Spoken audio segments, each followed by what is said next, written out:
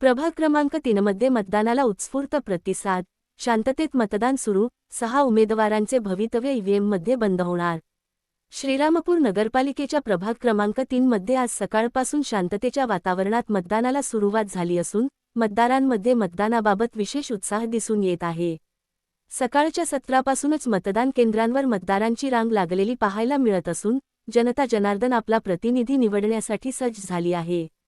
या प्रभागामध्ये एकूण 6 उमेदवार निवडणूक रिंगणात असून त्यामुळे लढत चुरशीची झाली आहे. कोण बाजी मारणार याकडे संपूर्ण शहराचे लक्ष लागून आहे.